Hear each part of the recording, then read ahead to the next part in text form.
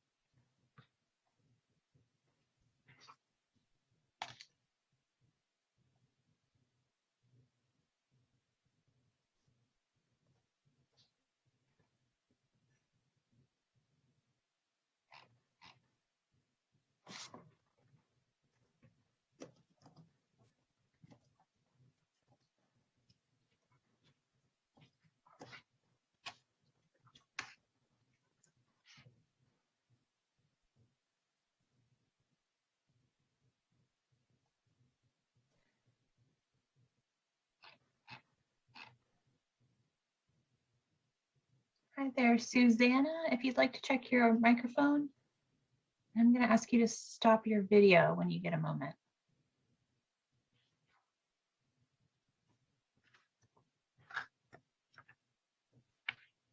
All right, can you hear me? Yes, I hear you fine. Perfect. And if you don't mind just stopping your video right now, you're a black square, which will Okay, show sure. up on the broadcast. Thank you. Perfect, thanks.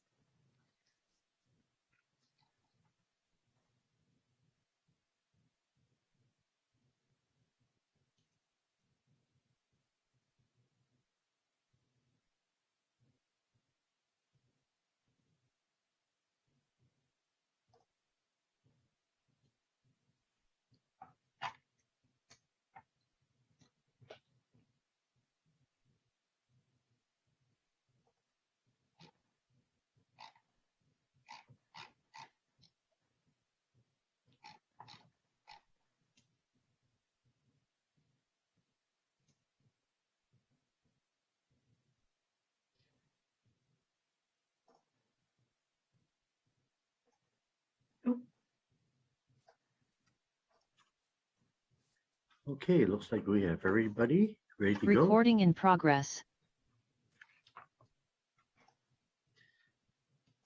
Alrighty, let's roll. Hello, good afternoon, and welcome everybody. We would like to call the FGOC meeting to order at this time.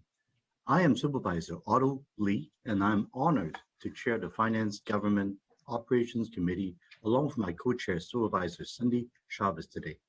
I'll ask other members of our committee to introduce themselves, starting with our County Executive Officer. Hello, my name is Jeff Smith. I'm the county executive. I'm Miguel Marquez, Chief Operating Officer. Steve Mitra, Assistant County Counsel.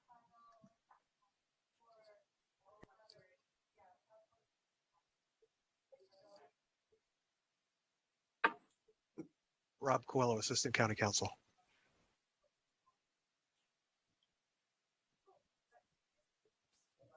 Lori Sorry. Smith, Sheriff, even though I don't think I'm on the committee, but I'm present here to present an item. Thank you, Sheriff.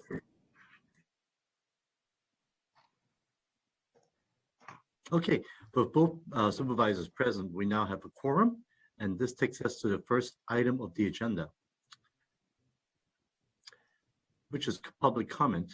This item is reserved for persons desiring to address the committee on any matter not on the agenda.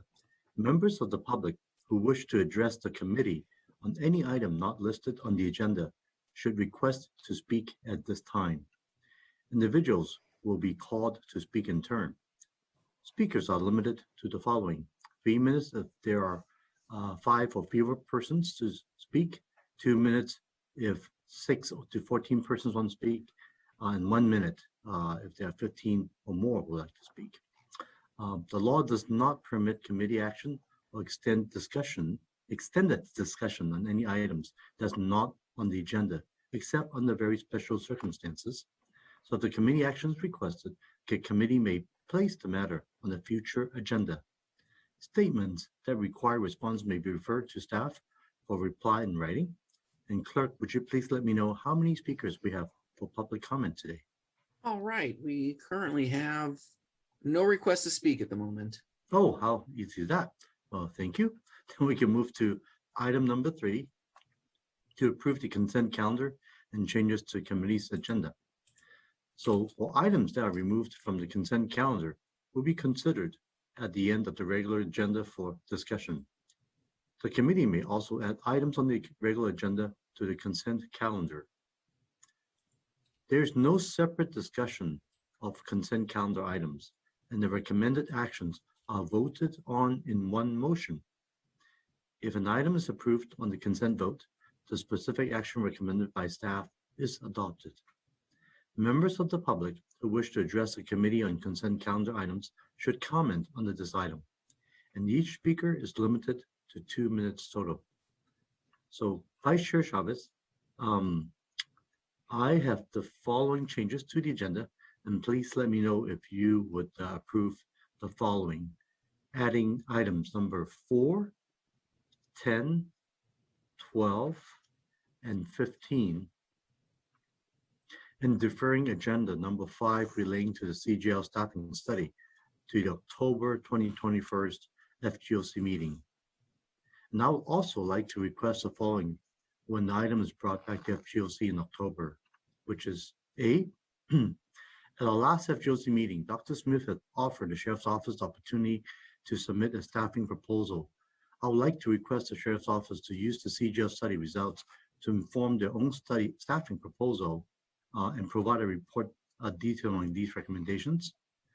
B, I would also request administration and the Office of Correction and Law Enforcement Monitoring, OCLAM, to review the CGL staffing study to provide their responses and whether they agree on the recommendations included.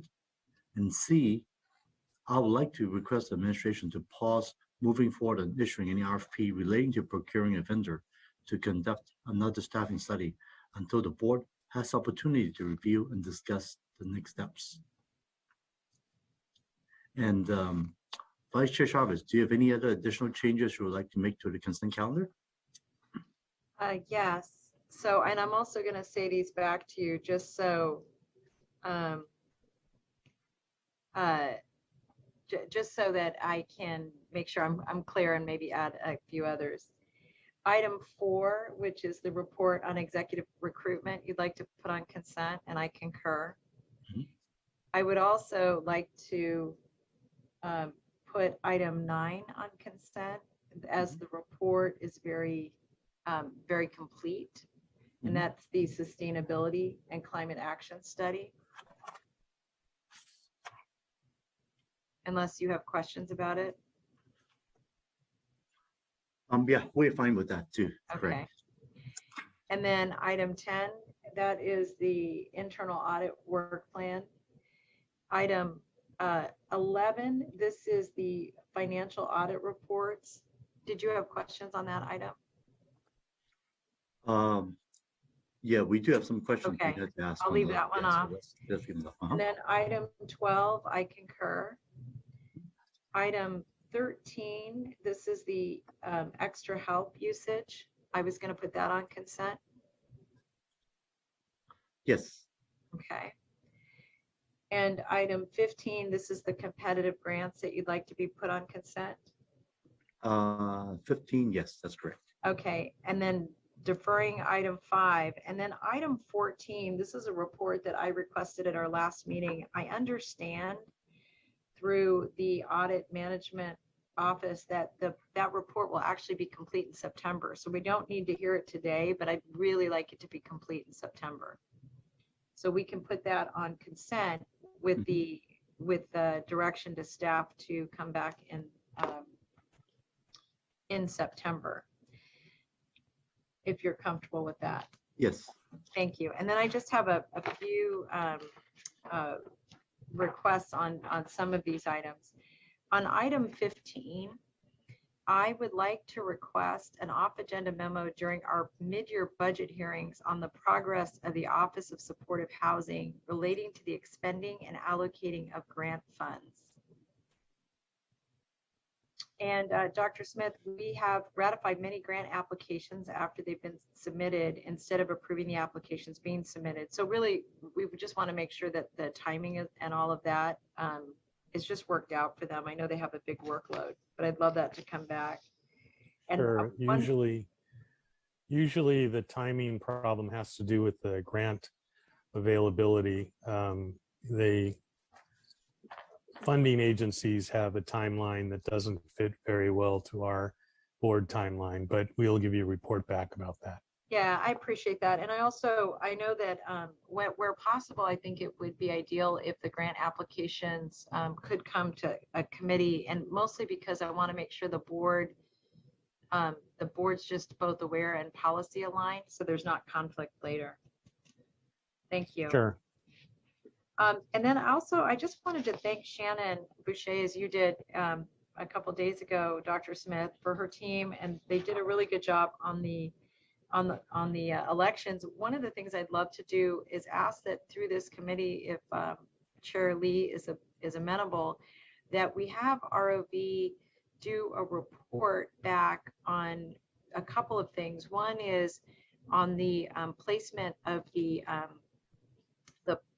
intermittent polling places, because I think there's something for us to be able to learn from, from where we place them and access.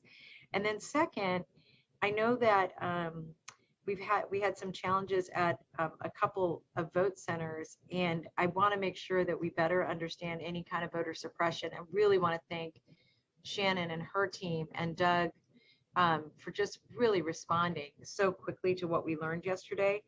I understand that there were incident reports submitted to the Secretary of State, but I still think it would be good for us to understand that at a local level.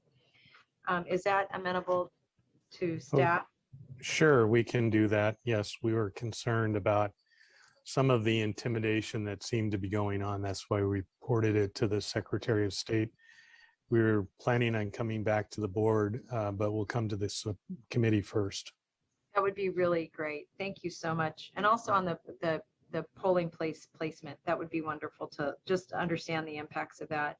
Sure. And then on item 17, I just wanted to raise this. I'm fine leaving this on consent, but I do want to highlight that this report really reflects a a worsening of our cash position of more than $700 million. And the factors causing the decreased cash include we had three pay periods in July instead of the regular two, and the transfer of cash to fund capital projects.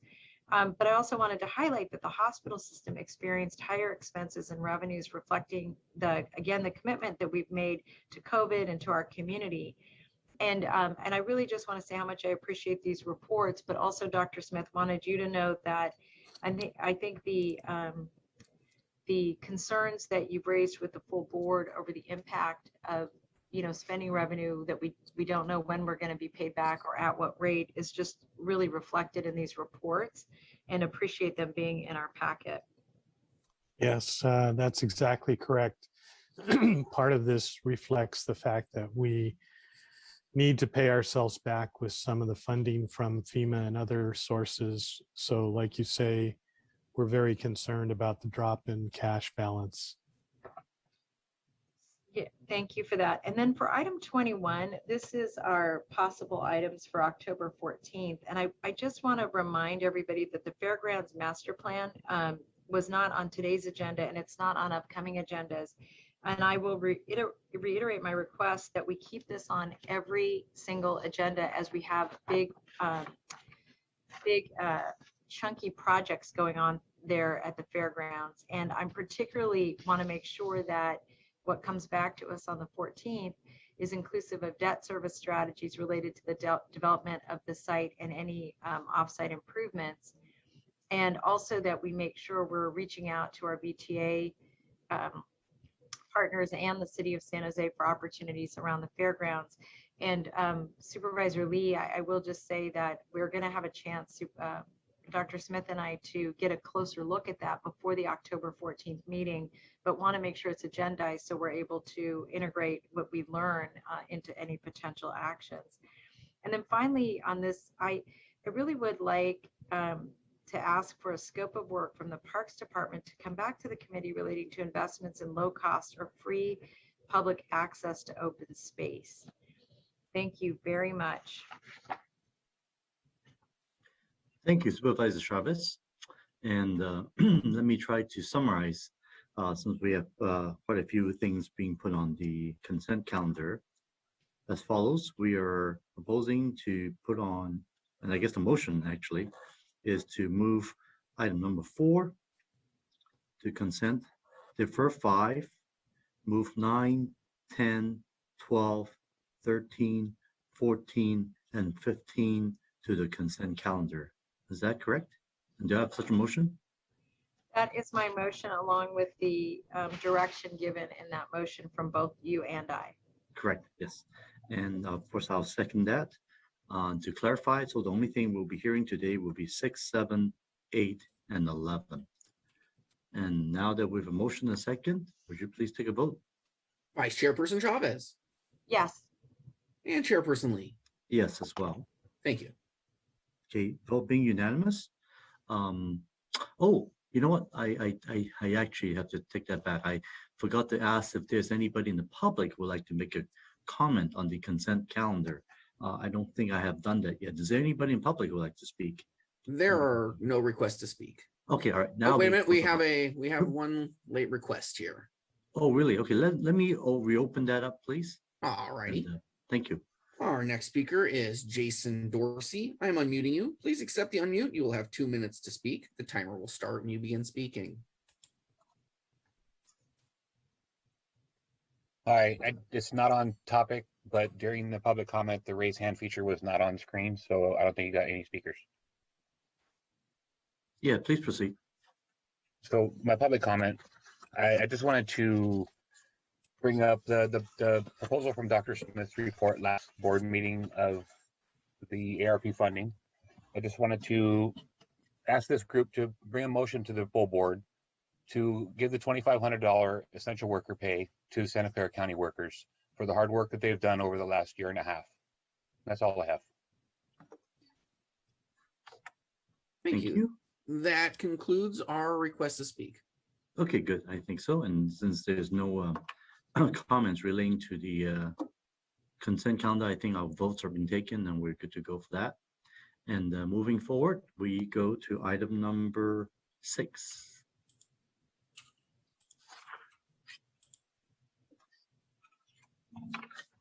Item number 6 is receive a report from the Office of the Sheriff relating to options for increased outreach and recruitment efforts to fill vacant deputy positions, expand the use of reserve deputies to reduce reliance on overtime. Great. Thank you, Supervisor Lee, Supervisor Chavez. Today, we have Assistant Sheriff Dalia Rodriguez, who will be introducing her staff that can provide us with a PowerPoint this afternoon. Good afternoon, Supervisor Otto-Lee and Cindy Chavez. Thank you so much for having us here today. Very much appreciate the time. We have Deputy Blancarte here who's going to give us a presentation, and also who's going to assist with the presentation. We'll leave any questions whenever you have a question. Just feel free to stop us and we'll be more than happy to answer any questions that you may have. And at this point, I'll turn it over to Deputy Blancarte, who will continue with the presentation. Hi there, good afternoon, Deputy Chris Blancarte.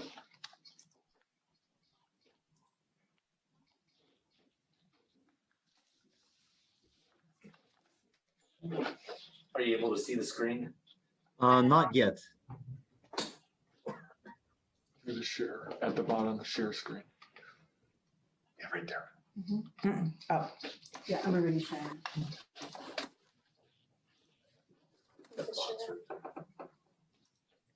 There you go. There we go. Okay, thank you. Mission of the Santa Clara County Office of the Sheriff is the protection of life and property. We have 1,249 sworn personnel who took an oath to protect and serve the diverse communities within Santa Clara County. Men and women who understand and accept the inherent risks of being in law enforcement. We often see critical and violent incidents occur in other parts of the country, but more recently, we have seen incidents like the Garlic Festival active shooter, the Morgan Hill Ford active shooter, the shooting of Sergeant Gutzwiller in Santa Cruz County by an extremist group, not to mention on the morning of May 26th, the active shooter call at the VTA Guadalupe Yard. These are instances where we witnessed the bravery and heroism displayed by the men and women in law enforcement. We are here today to speak to you regarding the challenges law enforcement face with recruitment and retention.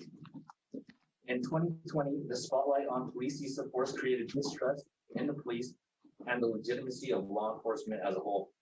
The impact of COVID-19 affected the entire nation and has deeply affected our county. The biggest challenge facing our profession today is the recruitment and retention of qualified candidates for law enforcement. Next slide, please.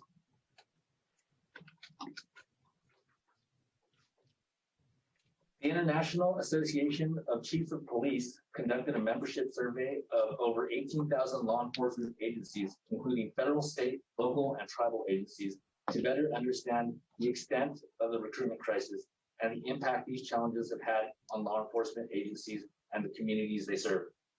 The difficulties are caused by a wide variety of factors, including social, political, and economic. The IACP references each of these factors simultaneously play a role in influencing and affecting recruitment and retention. If agencies are unable to recruit new law enforcement personnel, this will create a strain on the organization as a whole and ultimately affect the community. Important to note, the survey percentages are in line with the issues our agency is currently facing. Next slide. Now we will go into our past hiring trends. Next slide, please.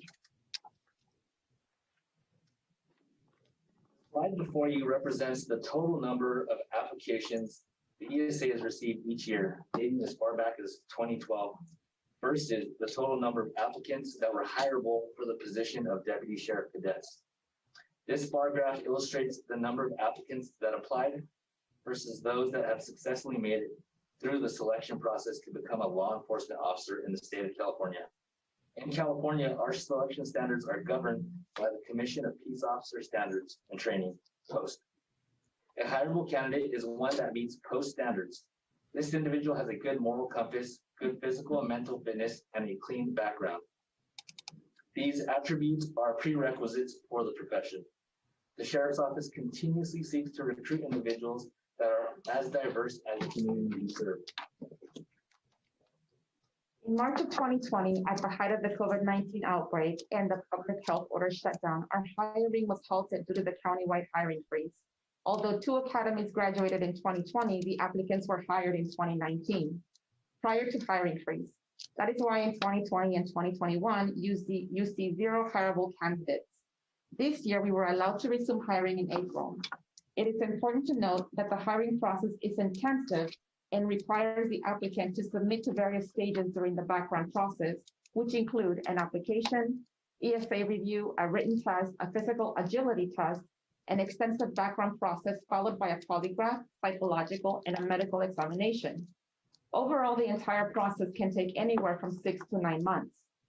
The countywide hiring freeze deeply affected our agency with hiring. The reality is we continue to have staff retire, resign, or separate from our county despite the hiring freeze. So when we talk about retirements, we are basically talking about those that are able to retire medically or employees that are eligible to retire because they're at service age. When we speak of resignations, we're talking about employees who are leaving the state or the county, employees that no longer are interested in the professional law enforcement, or that are interested in doing a lateral move to seek job opportunities in another law enforcement agency. Separations are those that are people that are unable to complete the training program or that are terminated. Just to make a note, in 2019, we had 15 retirements, 31 resignations, and 8 separations, which accounted for 54 deputies that left our agency. And in 2020, we had 16 retirements, 45 resignations, and 10 separations, which accounted for 71 deputies leaving our office. And in 2021, we have 14 retirements, 31 resignations, and 2 separations, which account for 47 deputies that are leaving our agency. So just to kind of put it into context, and you see the number of people that are hireable versus the number of people that are leaving the agency, we constantly have a lot of fluctuation between those that are hired in and those that are leaving our agency for different reasons. Next slide. This slide is similar to the previous slide, but the difference here is the applicants were for the correctional deputy cadet position.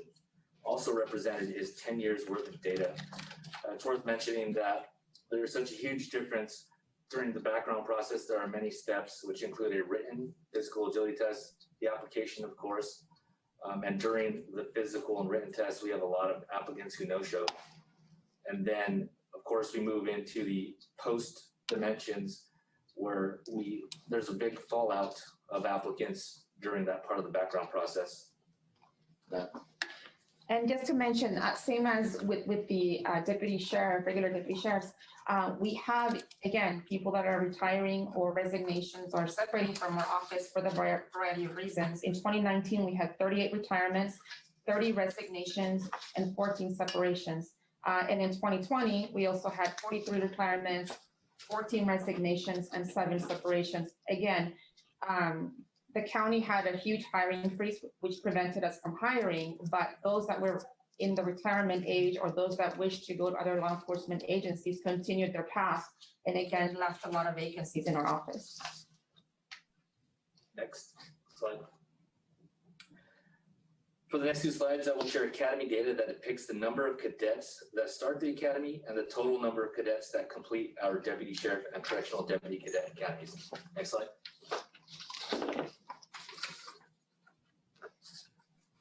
The regular basic police academy is approximately 1,034 hours. Our regional basic academy curriculum for both enforcement and custody meet or exceed state mandates in all areas and are regularly audited by post and STC.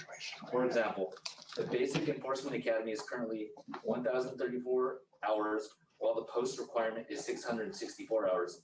This is approximately 35% more hours than mandated. The custody academy is 606 hours, while the STC core requirement is only 176 hours, which is 71% more hours than mandated. All peace officers in California are mandated to take the post-regular basic course Training Academy as the minimum entry-level training requirement.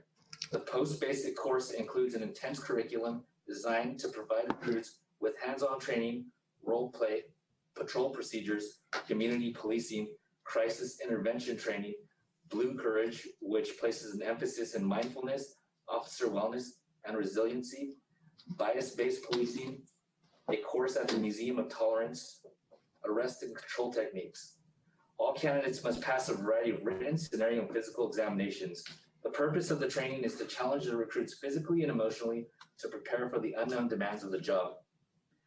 From 2012 to 2020, we have a graduation rate of approximately 68%. Next slide, please. The Correctional Deputy Cadet Academy is approximately 606 hours and accredited through the Board of State Community Corrections, STC. Academy program includes instruction in criminal law, crisis intervention, Blue Courage, bias-based policing, evidence collection and preservation, report writing, and interpersonal communication skills. From 2012 to 2020, we had a graduation rate of approximately 83%. Next slide. Staffing.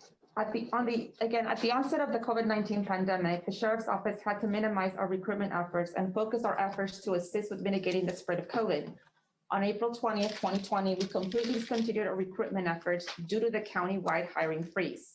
We had an academy scheduled and had a number of deputy recruits slated to be hired, but were only authorized to send 6 sheriff deputy recruits who were already given conditional hiring offers.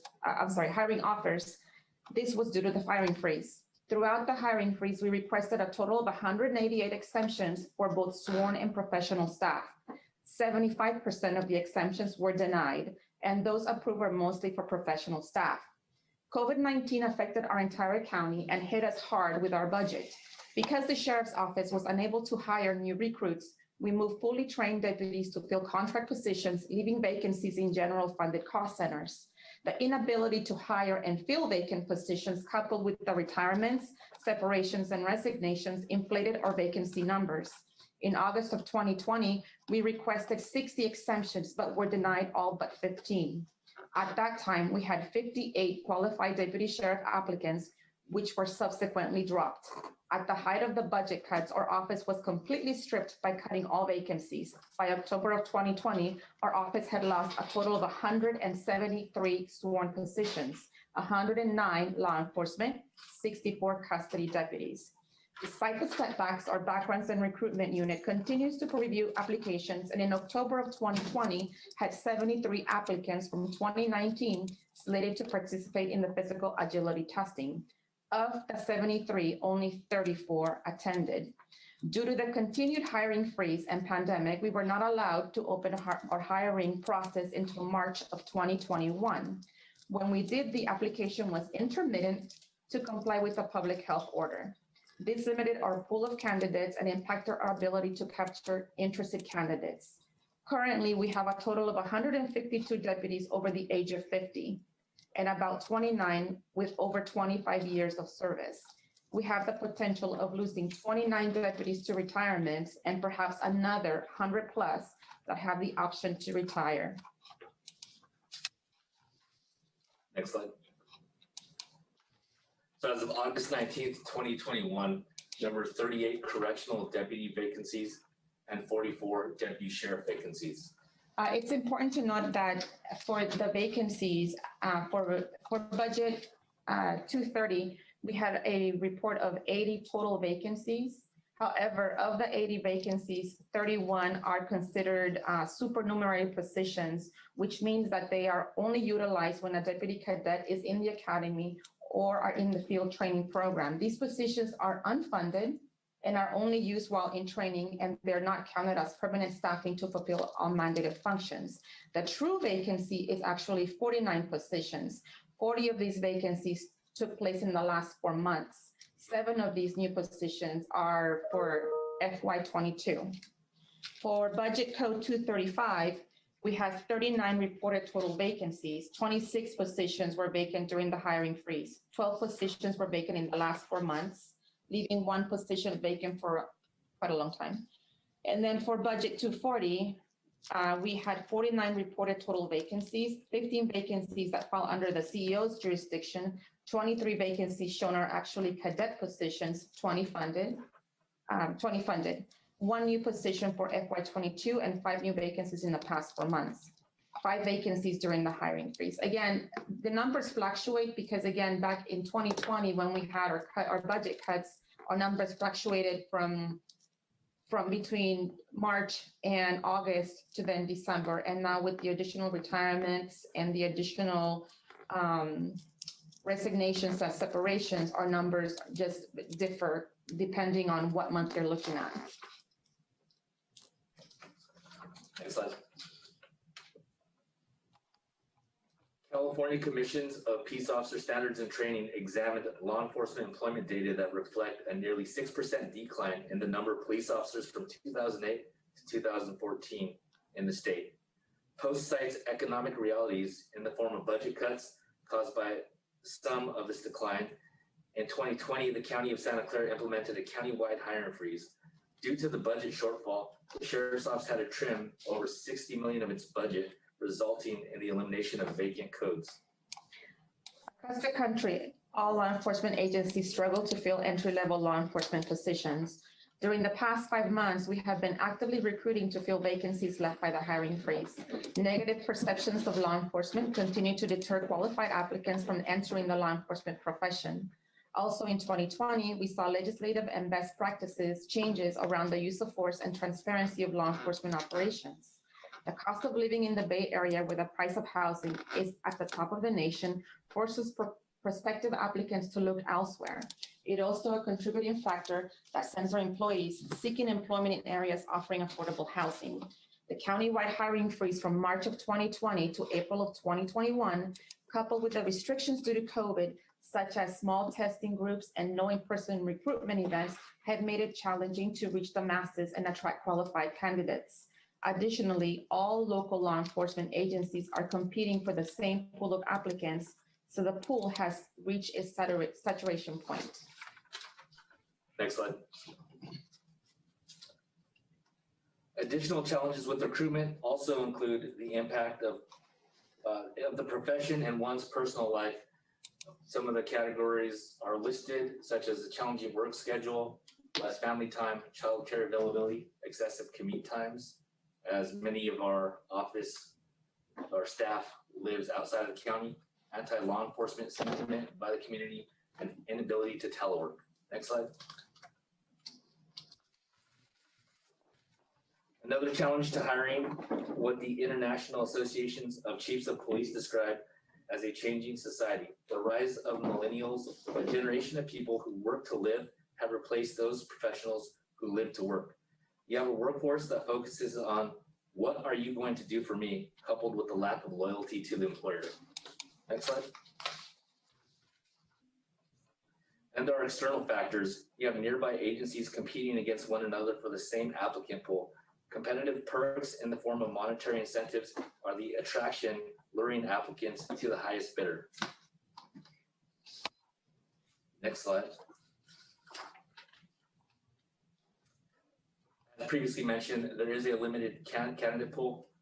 Many of the local law enforcement agencies are hiring, just about all of them, in fact, and they are offering incentives and other agency-wide perks that make it difficult for us to obtain those potential applicants.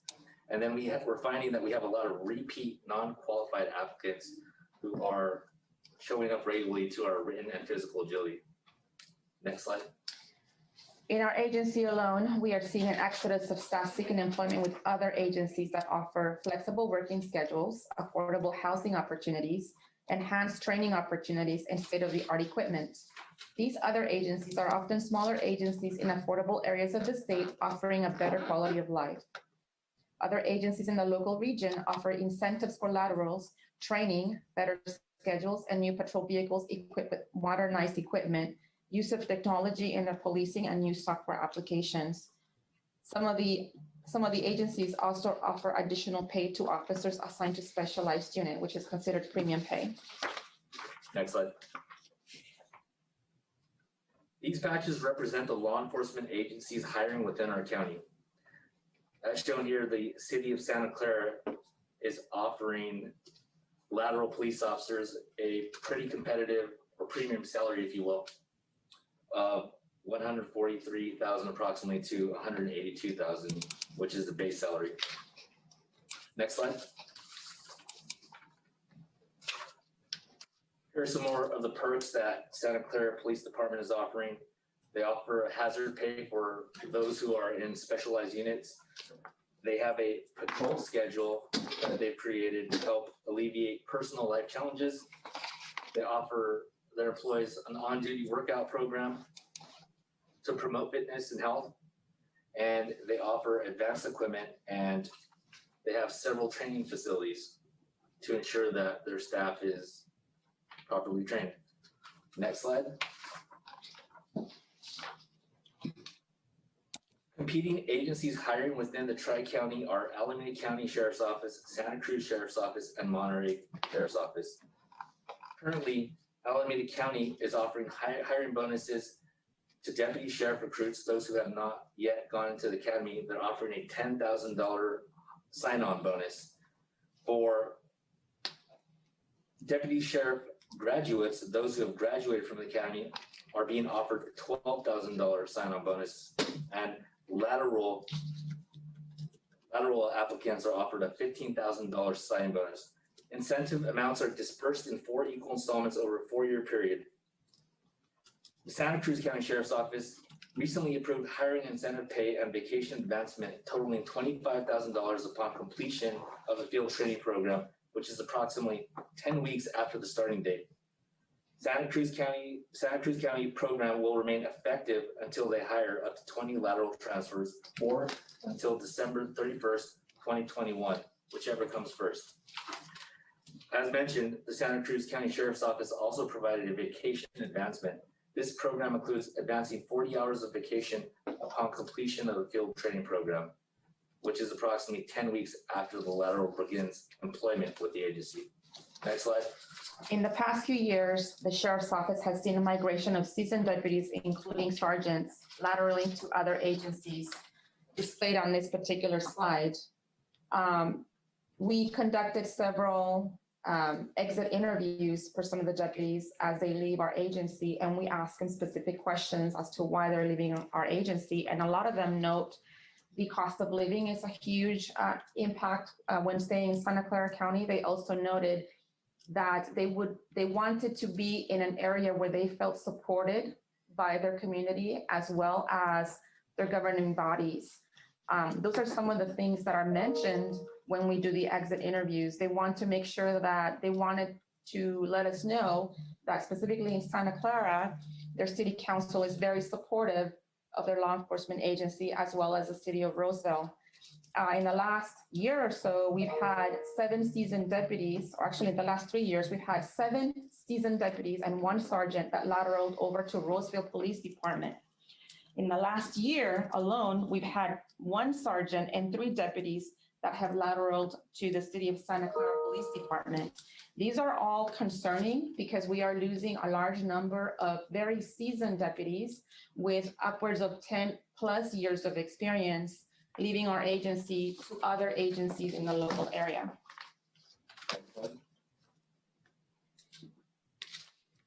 Sheriff's Office is well aware of the challenges facing recruitment and hiring in our profession. Next slide. We are exploring the opportunity of working with a third-party marketing firm for recruitment purposes to help develop a strategic plan to reach out to our underrepresented demographics. Place more emphasis on our school resource program and our youth cadets to develop, recruit, mentor future police officers. Next slide.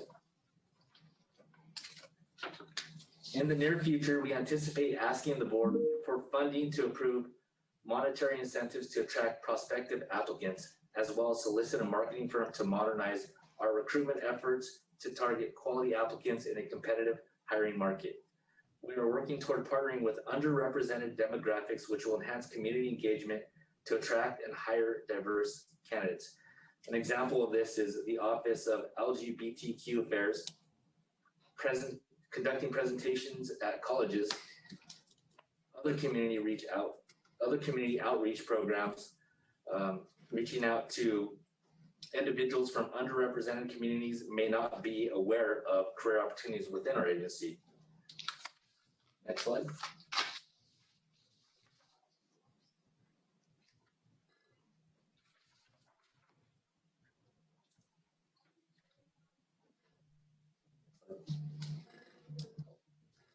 Innovations in recruitment.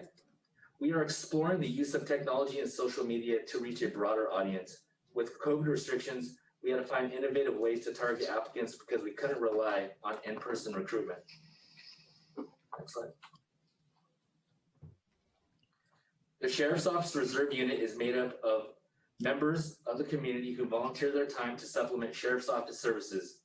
The majority of our current reserves are retired peace officers, successful business owners, and medical doctors. The men and women of the Reserve Unit decided to join the Sheriff's Office because they wanted to give back to the community. All of them enjoy peace officers while keeping their day-to-day jobs. Reserve deputies perform a number of general and specialized law enforcement assignments, such as uniform patrol, investigations, search and rescue, sheriff's emergency response team, crowd control, hostage negotiation team, and many more. Reserve deputies are required by California Post to meet the same selection standards as full-time regular deputies. Next slide. As you see here are our three reserve programs. The level 1 reserve deputy may work alone and perform the same duties as full-time regular deputies. We currently have 12 level 1 reserve deputies. Reserve level 2 may perform general law enforcement assignments while under the immediate supervision of a peace officer who has completed the regular basic course. These officers may also work assignments authorized for level 3 reserve officers without immediate supervision. We currently have 10 level 2 reserve deputies. Finally, the level 3 reserve deputies may perform specified limited support duties and other duties that are not likely to result in physical arrests while supervised in the accessible vicinity by a level 1 reserve deputy or a full-time regular deputy. Additionally, level 3 reserve deputies may transport prisoners without immediate supervision. We currently have 2 level 3 reserve deputies. Next slide. Extra help employees are primarily utilized by our office to staff seasonal assignments and assist departments during brief periods of high workload and work fixed post positions. The length of the assignments may vary. Extra help deputies are allowed to work a maximum of 960 hours under CalPERS. Most of our extra help deputies are assigned to fixed posts within our facilities. We're currently seeing a decline in extra help applicants due to the current climate towards law enforcement. We are seeing retirees that are leaving the state to find affordable housing, not wanting to work extra help position. Those retiring are not interested in the extra help positions. They often seek opportunities in the private sector, which does not limit their work hours. They offer premium pay.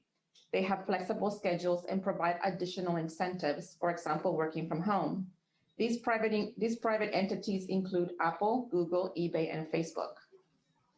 Next slide. Despite the national trend facing recruitment for law enforcement, the Sheriff's Office continues to strive to ensure its recruitment efforts are diverse and bilingual in order to recruit from communities that are reflective of our county. We hope to incorporate the strategies mentioned today to address the challenges of hiring qualified applicants. This concludes our presentation. We will now be available for questions. Thank you. Thank you very much for Sheriff Smith and your staff to present this very informative presentation. First of all, I'll ask Supervisor Chavez, do you have any questions on this item right now, or should I go ahead and open up the public hearing first?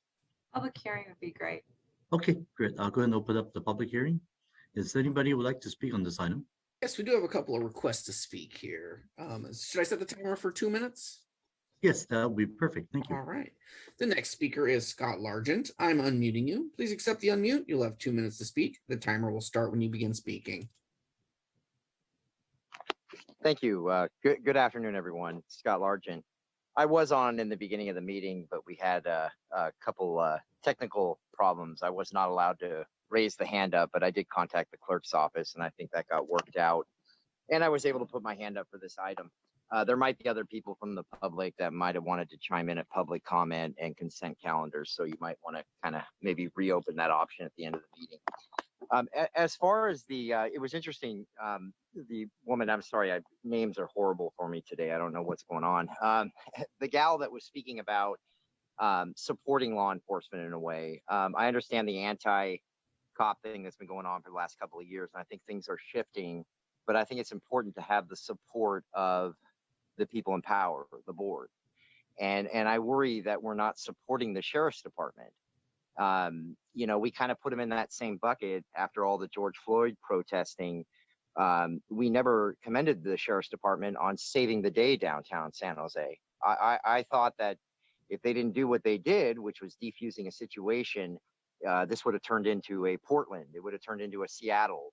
The rioting and protesting would have continued for months. And they kind of nipped it in the bud. They got the kind of put San Jose PD on a timeout, and the deputies came in there and did the right thing.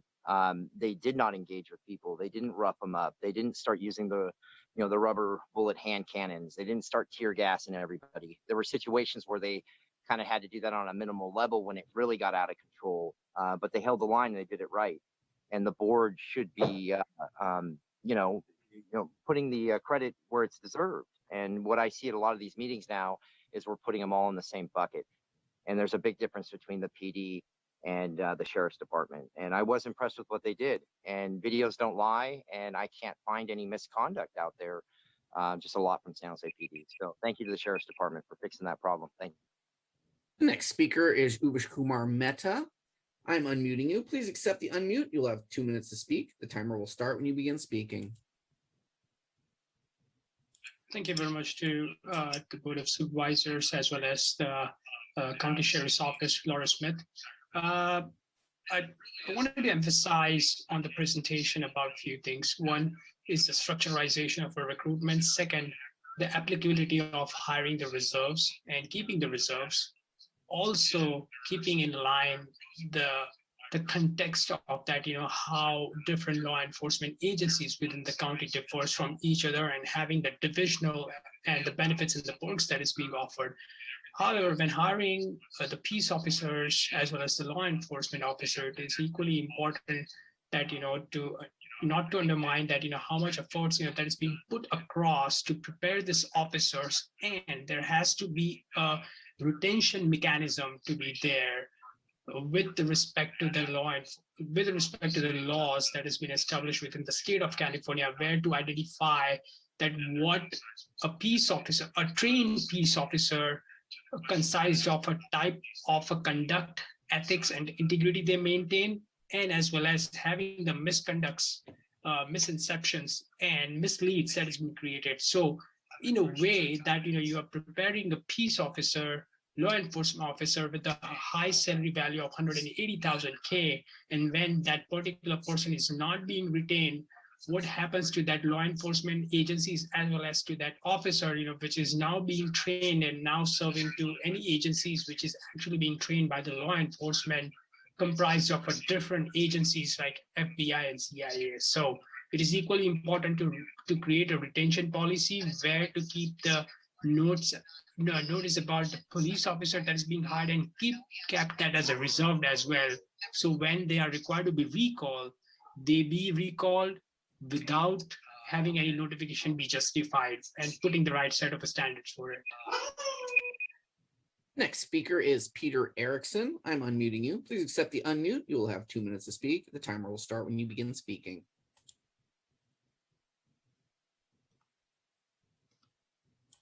Peter, are you there? All right. Are you all right? Can you hear me now? Yes, go ahead. Sorry, I had it muted apparently. Hi, yes, my name is Peter Erickson. Hi, Chairperson Lee and Vice Chair Chavez and the rest of the committee. I'm an essential worker with the Department of Environmental Health. I'm talking on a different topic because I was unable to share this morning or earlier this afternoon. During the pandemic, I inspected food trucks and trailers, and I still do, while many workers in California were safely working at home.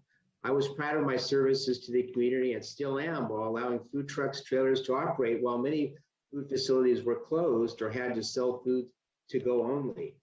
I ask that you vote yes for the approval of essential worker pay, acknowledging our hard work. Let's show Santa Clara County and the rest of the nation by respecting essential workers. Thank you very much. Our next speaker is Marilyn Mara. I'm unmuting you. Please accept the unmute. You will have 2 minutes to speak. The timer will start when you begin speaking. Good afternoon, Board of Supervisors Chavez and Otterly. This is also off topic because I wasn't able to have the raise hand button, and I've just forwarded you my email for my speech. But beforehand, I definitely want to thank the law enforcement of our county. We're deeply appreciative of you. My name is Marilyn Mara, SEIU Public Health Nurse, registered nurse. I'm also the Vice Chair of the Public Health Nursing Bargaining Unit. Together with my SEIU siblings, we want to urge the Board of Supervisors to approve Agenda 28 in regards to essential worker pay. As essential as the fabric of what keeps our county safe and healthy with the ongoing pandemic, essential workers are exactly what they are, in a word, essential. We want to thank the Board of Supervisors in advance for considering extra help essential workers as well, please. I'm still performing COVID-19 testing at this time with the homeless shelters and unhoused. And as I continue to work on the front lines, I am continually reminded that wonderful things can happen if we work together. Proud that Santa Clara County seems to be on a cutting edge. Almost 82% is fully vaccinated. I'm very proud of that. And our county enacted the Juneteenth as a county holiday, and others. Thank you so much. Hope we could count on you again when it comes to essential worker pay. Thank you. And that concludes our request to speak. Thank you, Colin. Since we did have that technical difficulties as mentioned by one of the speaker, before we move to the other items, I just go ahead and open up the public hearing as we just did.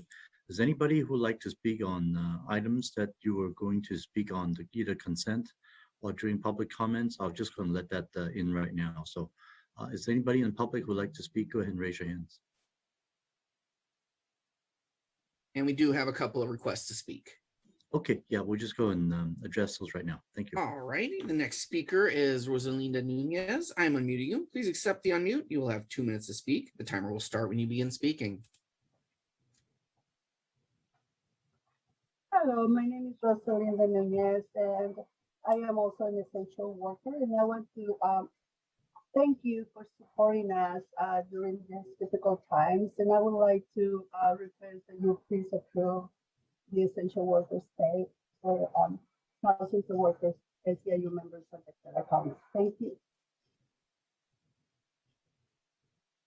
Our next speaker is Scott Largent. I'm unmuting you. Please accept the unmute. You will have 2 minutes to speak. The timer will start when you begin speaking. Thank you. I do appreciate you guys getting me in here for a quick little 2-minute piece session. I was, you guys know I talk a lot about the crash zone and Spring Street out there, trying to figure out options that don't really exist. And safe parking programs, they're all packed up. They're non-existent. I keep calling these numbers. I keep trying to find options. And I want to tell people, I want to give them the right advice. And there really isn't anything right now. They're taking zone number 1, consolidating it with zone number 2, and stuffing everybody as close. I mean, this is right in your backyard at the county building right now, right there on the side of 87. You guys are very familiar with all this. It's like a dirty garage. It's like, like the episode of Hoarders. We need to go in and organize things. Now, I know people should not be there, but there is no FEMA camp. There is no other options. And it's beating a dead horse continually asking to set something up at the fairgrounds. Why not just do an emergency thing right now out there? If everybody's being stuffed into the 3rd section out there, which is right at Spring Street near the Woodchucker right there, and basically over towards 87, why don't we all get out there and start trying to help those people organize their areas, prevent the fights from breaking out, just set areas. I mean, even cones. I mean, you could just, I mean, there's so much that could be done to organize like a KOA campground, bring out fire extinguishers, make law enforcement be out there 24/7. Same with social workers, behavioral health. We kind of got everybody in a lumped area right now. And it could either really, really backfire, which is starting to happen with all these arsons, fires, fights. We could prevent all that right now and really help people, vet them out, and get the people out of there that we can quickly. And this is possible. It's just literally right in front of you. And this is going to end up at the county building, at the courts, at SJPD, in your front yard. So thank you. I appreciate you guys letting me talk. And that concludes our request to speak. Okay, thank you. Now we're going to close the public hearing for item number 6. And yes, Supervisor Chavez, do you have any questions on this item at this time? I'm happy to wait till after you, Shirley, if you want to start. Sure, I'll be happy to. So thank you, Sheriff, and your staff to provide a very detailed presentation, and the numbers are certainly very bleak, both in the sense of the number of vacancies you have suffered for the past 2 years, especially during COVID, that you can't really get people through the academies, and with all the retirements and resignations and lateral transfers that you're losing. I have an older version of the slide deck earlier. On the page where you identified the number of actual vacancies, the older one actually have a slightly different, well, actually quite a bit different numbers. I want to double check to see if some of these vacancy came up more recently. So it was dated June 2021, saying that the vacancies at the deputy sheriff at the time was 11.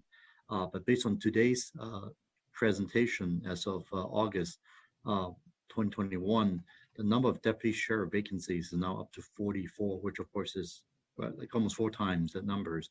I just want to double check to see if these numbers are correct, and if you could shed some light of why the increase of number of vacancies being so dramatic.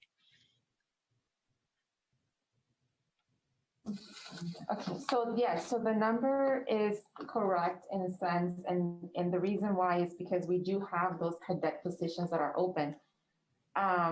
Some of the numbers are currently filled with deputies that we have not been able to remove their names from the actual codes, but that is pretty much the correct number, 44.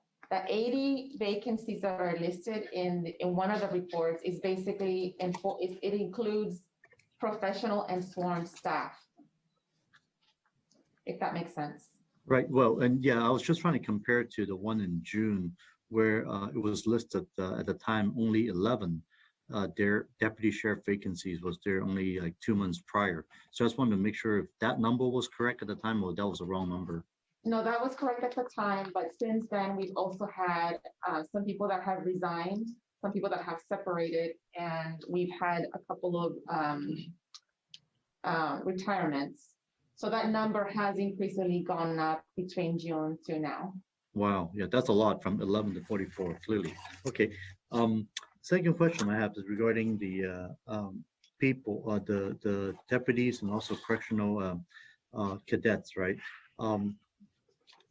How many are they in the academy right now for each of those? Or are they only on background checks at this point currently? I'm sorry, can you say that again? Yeah, I'm looking at the numbers of cadets that you have that's going through the academy, both on the for the deputy sheriffs and the correctional academy. How many on the academies now, and or are they all in background checks at this point? We don't have. Do you actually? Yeah. So we haven't started an academy this year. Mm-hmm. We're actually going to have our first corrections academy next week. Next week. And yeah, we have 11 people slated to go into that academy. And then we begin our Deputy Sheriff Cadet Academy October 19th.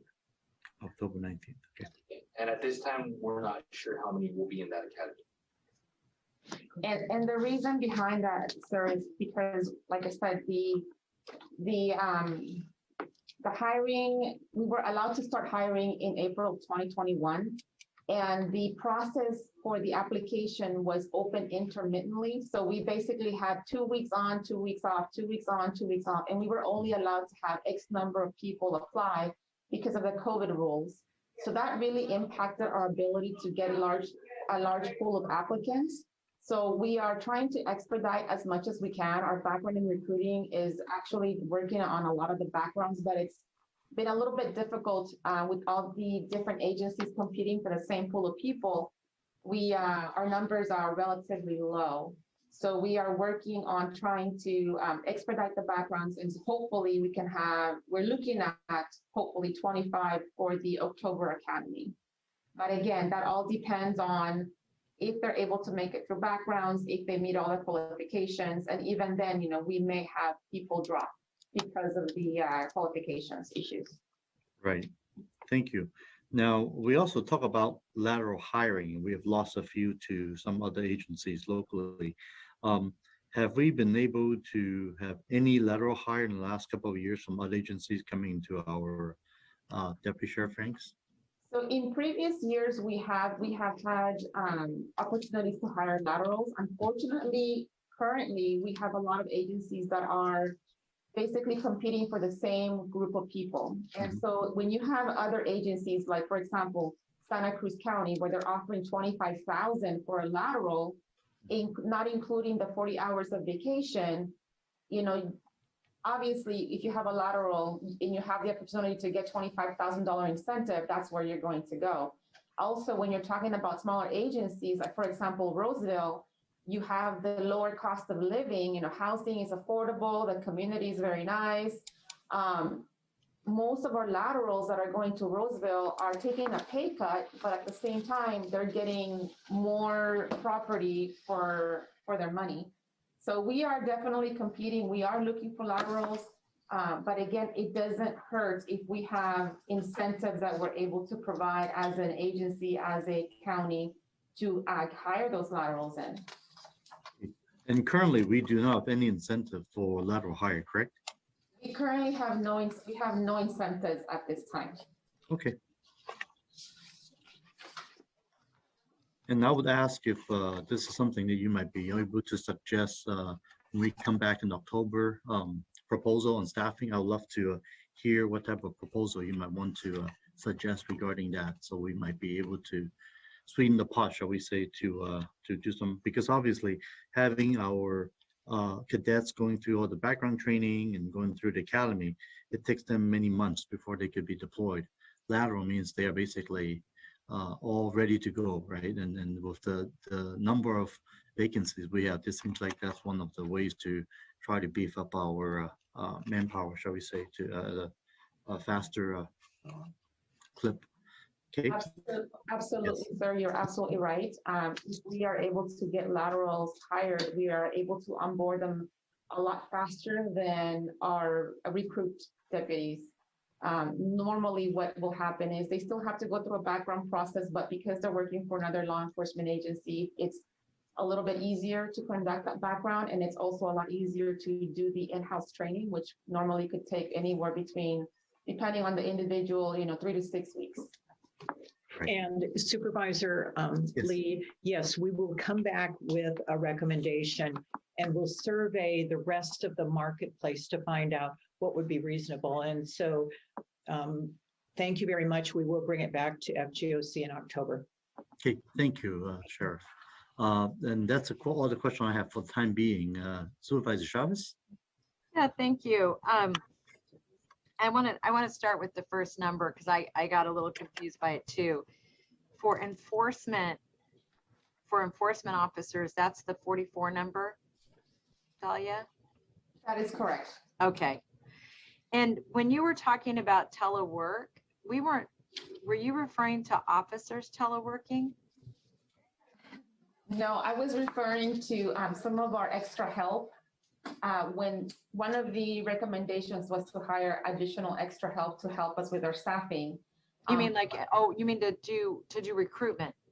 No, to basically do extra help. For example, when we have extra help in the jails or extra help in the courthouse, we hire deputies. So the retiring people that retire from our office usually apply for extra help positions. However, now we're seeing an issue with hiring extra help when they retire because they no longer want to be in law enforcement. They want to be in law enforcement, but in a different capacity. So what they're doing is they're leaving our I agency see. and going to private sector like Got Apple, it. Google. You're not suggesting we would do telework. No. I misunderstood. Okay, I was like, wow, that's really, you must be doing something amazing. Okay, I got it. So we have this delta. I was very confused. And here's my question, and this has to do with the pool of people that are appropriate for what I think is an incredibly important job, right? High skills, high ethics, high intellect. I mean, these are real, your jobs are very, well, you know, you're looking for the best of the best. So here's my question. It appears to me that one of the challenges we have is it's really difficult to get people to move into our county. So then the question becomes, we have to be able to incent people who live here already to apply or to stay or to move over. And I say that because I saw one of the impacts of the for recruitment was travel restrictions, but I'm not sure that travel benefits us. By the way, I think this is a problem we have kind of top to bottom. And one of the items we put on consent earlier was around our executive recruitment. And one of the things I've been thinking a lot about is how is it that we get into these businesses in the long term, meaning having much more deeper relationships with high schools and therefore community colleges and four-year schools, so that, you know, we're talking to the sophomore that can only dream about being a county sheriff until they get here, which I think is not just an issue for the sheriff's department. I think it's a county-wide issue if we want to be really competitive. But my question to you is, when you talked about the diminishing pool, how does the fact that it's difficult to recruit people to come here from other places impact the pool of human beings we're looking at that are available to us? Okay. You're gonna have to repeat that. That's a lot of information. Well, really, I'm asking if we know that we're really looking for people who live here or live close to here, and you're saying that we have a very small pool, and Supervisor Lee said, okay, so what then? Like, what's the strategic approach to recruitment? What does that look like for you now that you've all been thinking about this? Right. So what that looks like for us is basically the ability to provide incentives to the people that are currently in our area that are looking to be in law enforcement, but have other opportunities. Like, for example, I mentioned Santa Clara. There's San Jose PD is also hiring.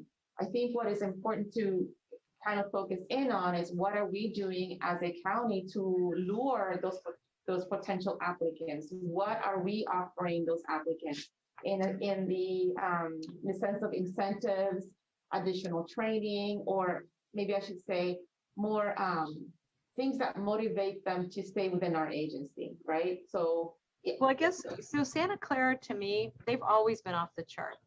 Yes. I mean, that they're the, to me, of when you look at all of our police agencies, they're kind of an outlier. So I want to just take them off the table for a minute, and obviously Sunnyvale, because they have a different, really significantly different structure.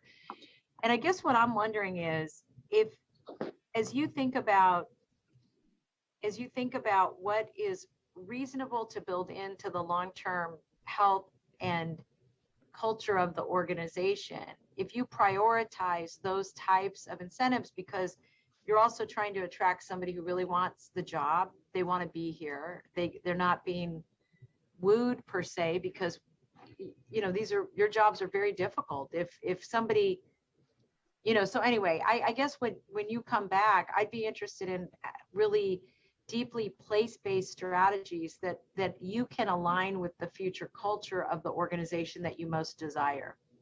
Because I think we don't want to deviate from people who really want the jobs and who really want to be here. And then coupled with that, and this is actually a question more for Dr. Smith, I think.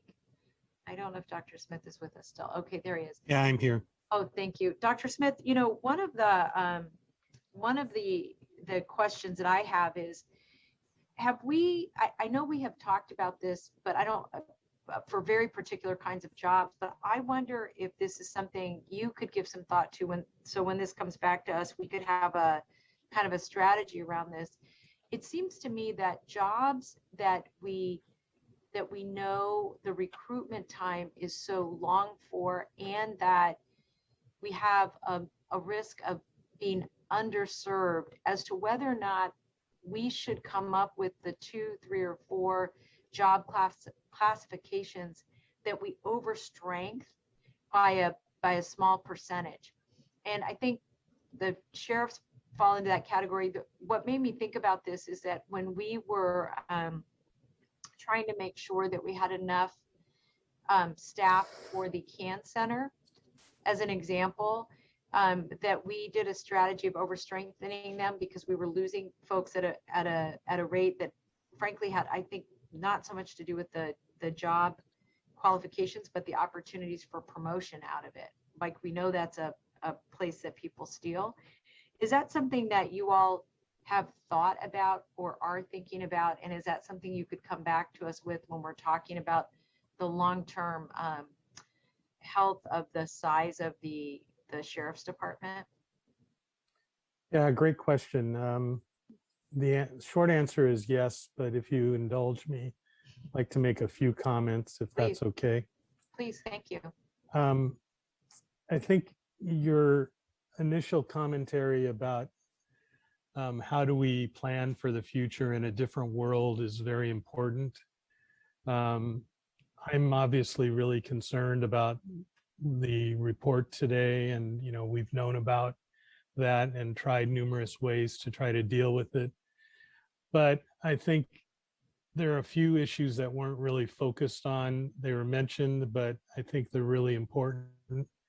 One is that we used to be able to attract a lot of lateral transfers, and Dahlia pointed this out, that there are other agencies that are stealing away our lateral transfers. That's a big deal because we invest a huge amount of money, time, force, and everything else in our employees, and then they get stolen away. And our lateral transfer numbers now are pretty small. Also, on top of that, we're losing, quote, the old guard, the baby boomers, and all the institutional memory that goes with that, which also means we're losing a lot of our command staff. And it's a real trouble for the entire organization. And I think for all the reasons stated and a number of other reasons, it's pretty obvious that, at least for patrol deputies, we're not going to be able to refill all those positions and losses with academies, just because we have lots of people applying, but it takes a real stellar person to go through the academy and be qualified, and then they have a long way to go to learn. So we really have to, I think, in addition to focusing on academies, also focus on trying to attract lateral transfers as best we can. And as Dahlia mentioned, there's struggles with the current political reality that makes it really difficult for our deputies to feel appreciated. I'll put it that way. Then with regard to the other side of the fence, the correctional officers, we really don't have the capacity there to actually do lateral transfers because we're so unique. And we have the same problem with the cadet training in terms of the numbers who qualify. So that's an even more urgent issue there, is to try to figure out ways to change around the posting strategy and other approaches, decreasing the number of inmates, changing around the way that we work with our courts, decreasing the number of incarcerations in order to deal with that. So there's multiple layers of complexity here that I think the sheriff obviously knows quite well, and so does Dahlia, and so does the board. And I'm really anxious to sit down with them and work out an approach that we can come back to the committee with, that we think will at least start to direct us in a direction that would be different than the past, where we relied upon people to start in the academy and then live with us for 30, 40 years. That's not going to be the reality anymore. It's going to be a matter of attracting people from other organizations and being prepared for a rapid turnover, as Dahlia pointed out, new environment, people working to live instead of living to work. Dr. Smith, I think that's going to be true for a significant number of people. I also think that one of the opportunities that we have, and I think we have to think about this very long term, is that we're going to have to really grow our own. And I would like to see us being much more rigorous in our partnerships with high schools, and especially the community colleges, because we have community leaders that have language skills and language capacity, and they learn it here, and they know the culture and they know the community. And if they know young enough what they want to do, we can help them be ready to make the choices that are going to make those jobs possible. And I'm really struck, and I'm sure if probably sitting around that table right now, Sheriff Smith, I don't know, I would guess that a majority of you are from here, that you were brought up here and you raised your families here and you chose here for a long period of time. I see Dahlia shaking her head no, but I see Lori and Sheriff Bender and others shaking their heads yes. And I mention this because I think that, especially as it relates to language and culture, that if we think about it now, we're really desperate for mental health workers, nurses, sheriffs. And if we were to go back even, 10 years, and we had been working with schools, we would have folks coming out of our local universities and colleges ready to come and work for us. And so anyway, I think we can't, it's a long-term issue, but I think it's one that we really have to take a look at and think about that hometown pride and also just the skill sets we get with it. And then just one last thing that again, Dr. Smith, just to go back to this issue about overstrength, I think the point that you're raising is really interesting about the dynamics of the new world that we live in.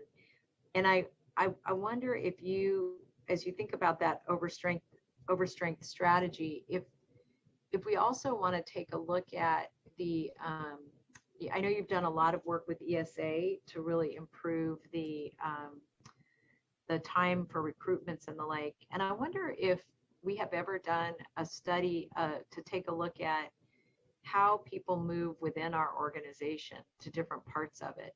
And, Sheriff Smith, you may recall this, that initially when I had requested this study, and this was, I don't know what year it was now, a long time ago, one of the reasons I was interested in this, I was curious about career ladders, because I was curious about whether or not we could create opportunities for correctional officers to become sheriffs, and for sheriffs, and for correctional officers to frankly work, and sheriffs to work in different parts of the organization, so they weren't all doing the same thing their whole career, as a way of transparency and sunshine, but also training, right? It's kind of a good way of doing training. But I hadn't really thought about whether or not that possibility exists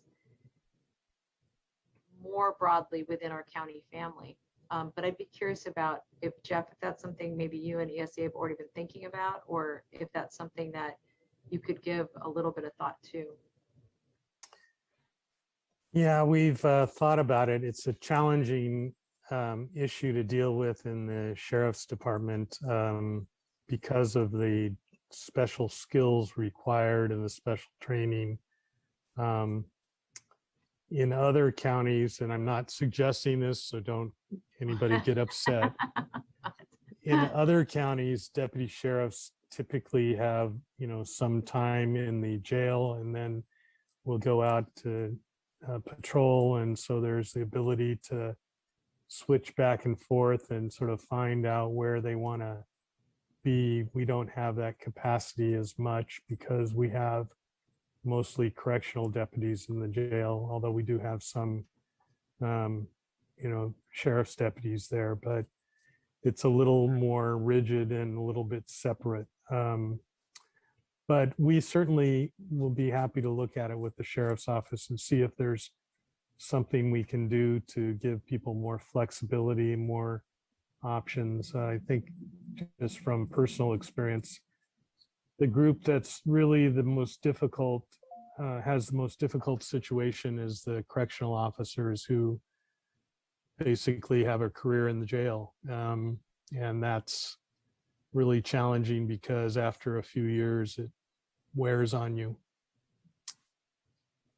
Yeah, thank you for that. And I'll give some more thought to this as well.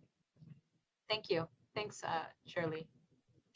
Thank you, Supervisor Chavez. I do have a couple of follow-up questions. The reserve program you mentioned here, I apologize, I know very little about it. So if you might be able to educate me a little bit more. So I see there's reserve level 1, 2, and 3. Looks like 1 can do more than the 2 and the 3. Just want to check in as to the type of qualification. What does it take for somebody to become a reserve officer? Yes, sir. So to become a reserve officer, you still have to undergo a complete law enforcement background that's post-mandated. Now, a reserve deputy cannot really supplant a regular deputy sheriff in such that they are usually individuals who volunteer their time. So they typically are not trying to do this as a permanent job. They work elsewhere oftentimes, or they're retired from a law enforcement agency and want to continue to support the community in that capacity. May I also add that in the past, we had a really robust reserve unit because the training requirements were not the same as a deputy sheriff. So probably about maybe 10 or 15 years ago, they changed it where to be a reserve, you have to go through the exact same police academy with all of those hours. So it's very difficult. But like we said earlier, a lot of these are professional people. We also have reserves who are one of the lower level of reserves, but we have physicians that volunteer their time as reserves with our SWAT team. And so we've got some really, really high quality people that donate their time and volunteer as reserves. And that is the ultimate reserve in my mind, or the ultimate volunteer in my mind. They wear the same uniform we do, and they subject themselves to the same danger. And we're really proud of those that we have, even though we don't have a lot anymore. Right. So when you mentioned the doctors, for example, with the SWAT team or other business people, for example, that does this, so they all have now gone through the same full post police academy training? Yes, depending on the level. One of our slides showed level 1, 2, and 3. Right, and correct. That showed what, and that really speaks to their training. They've all gone through the background, but that is their training, and it shows what they can do as actually a solo deputy working in a patrol car. Right. So that kind of explains that. Right, but even level 3, the lowest level, they still have to go through a full post training, post academy now. No, they don't. They actually go through modules. Oh, I see. Yeah, and oftentimes they'll take these modules with an outside agency to get the post certification for whatever they're trying to obtain or whatever status they would like to obtain as far as a reserve deputy. But they do have to go through the full post background Check. process. Right. The full background check. Yeah, I get Different that. hiring. I mean, Right, different training. Different training, but okay. So it's the modules instead of having to go through the full-time training for multiple weeks, right? Okay, thank you. And you mentioned these are volunteer, which means they really are not getting paid whatsoever, correct? Well, I think they make $1.50 an hour, and it's just to defer some of their costs for uniforms and dry cleaning and things like that. So they fit under the bona fide volunteer Category, yes, sure. Classification. Absolutely. No, thank you. And thanks for letting us know. So based on your slide, it says that 12 level 1, 10 level 2, and 2 level 3. So right now we have about 20 4, so a couple of dozens of reserve officers we have, which of course is relatively small compared to the need we have clearly. And so if there's any way we could certainly publicize or recruit more folks who are interested to go through this type of modules training, I think that's certainly something that we could also look at as well. And I do think quite a few people in the community would like to do that. So so we could also work on that as well in terms of And promotion. Supervisor Lee, does that include people who are in county government that have a lot of military experience, perhaps? Sure, absolutely. Yes, we'll be happy to recruit those as well. Thank you.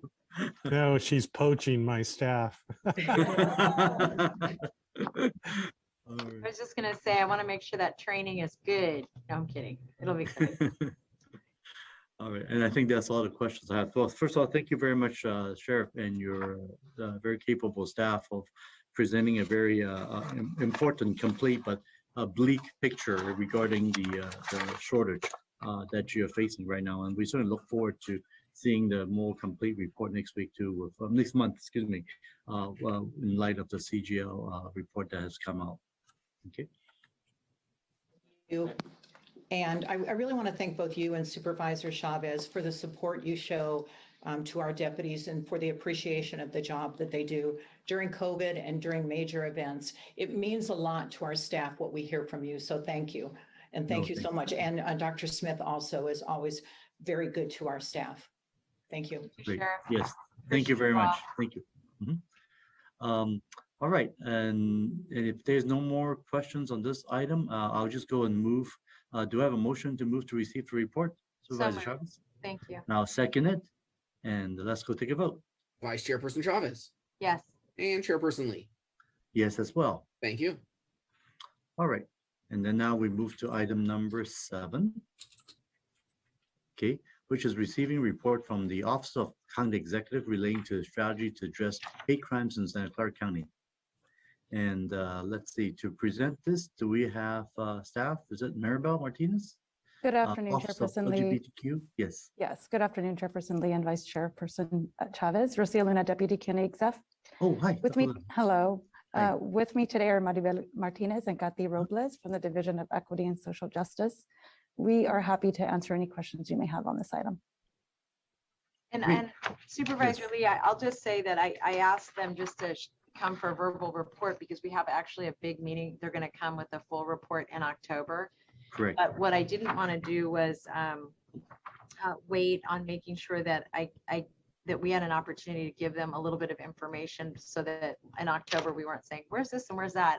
I didn't want to do that to them. And so just a couple of things that I wanted to just to highlight. You know, we had a lot of work had been in progress prior to the Hate Crimes Task Force.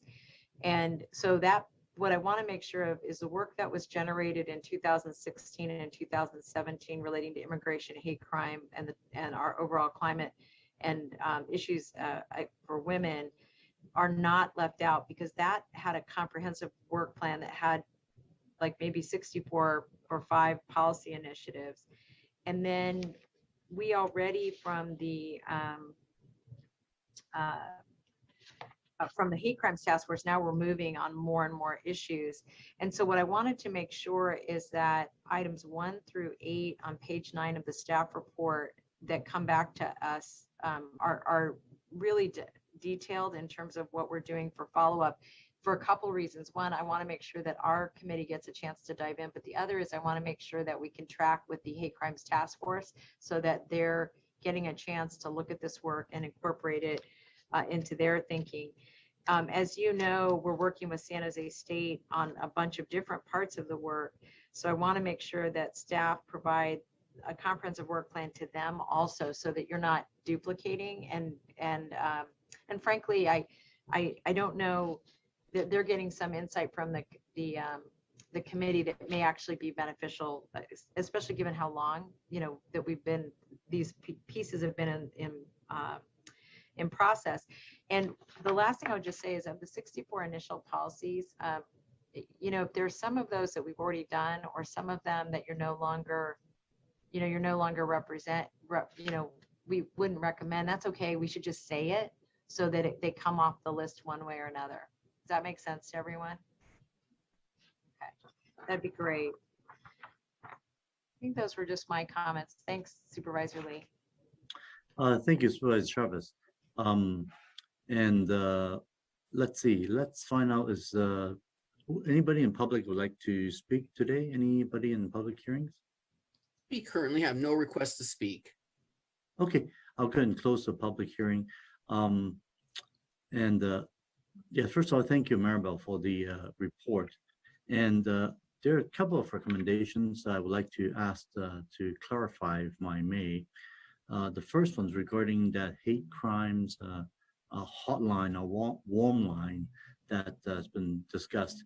And apparently this has been something that has been talked about since 2016, well before I got on the board, and certain recommendations were made at the time. So I'm going to ask if the administration can provide recommending designing some type of a community-based hate crimes reporting hotline, similar to the existing rapid response network hotline the county is currently funding, if that's something that's doable.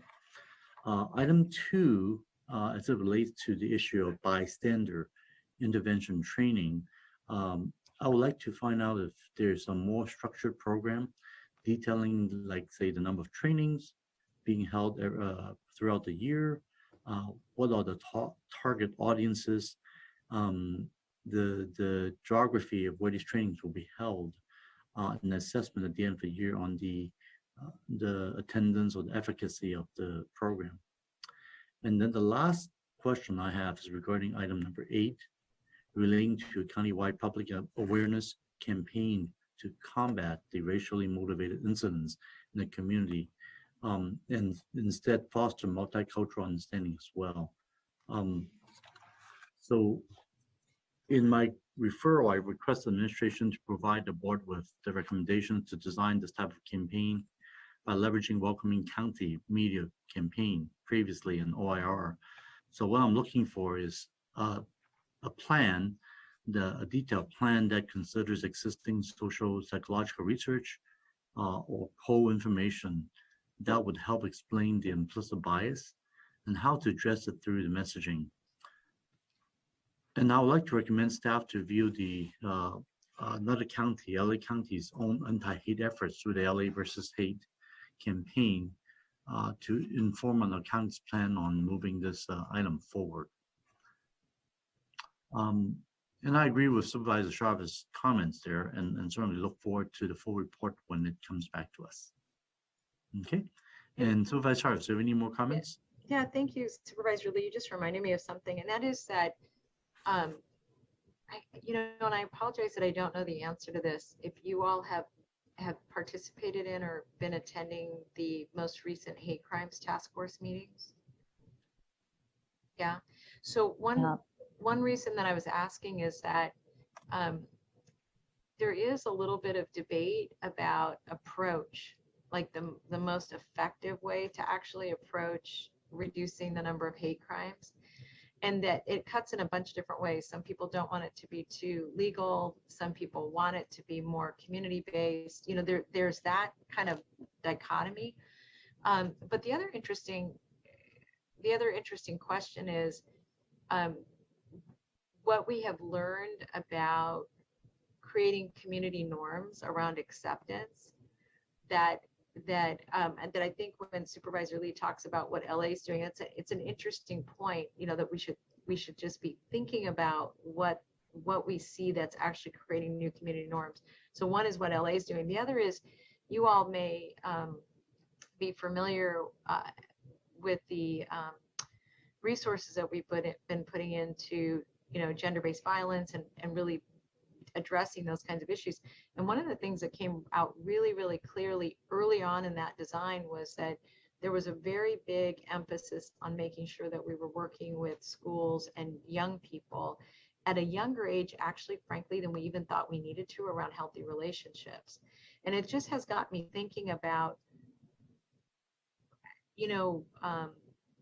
if we are long-term looking at changing norms, how young, what have we learned about how how young children, how young we are going in the schools, and whether or not we want to be using a school's place-based strategy in addition to this kind of meta campaign.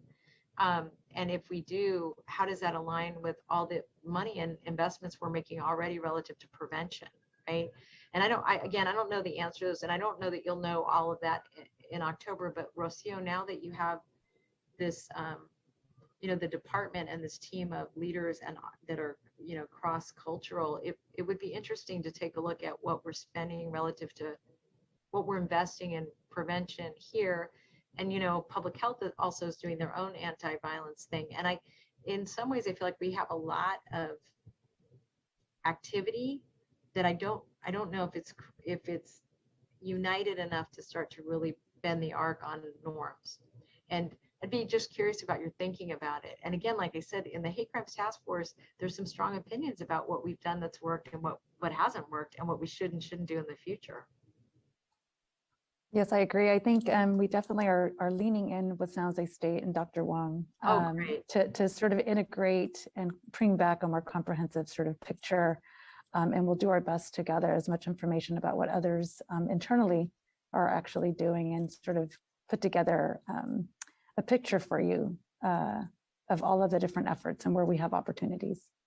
And just Rocio, I really appreciate you're already doing that. And one other point I'll make is that when we put the Hate Crimes Task Force together initially, we did a lot of outreach. And one of the things I was really struck by was, especially as we look at hate incidents, the number of people who committed acts of domestic violence prior to significant acts of violence in the community.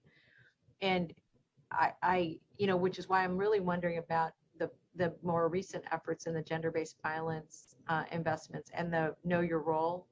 Everybody has a role. I always forget the name of that campaign, but you know which one I'm referring to, Rocio, that came out. Yeah, you all play a role. Yeah. Yeah. Anyway, thank you. That's helpful.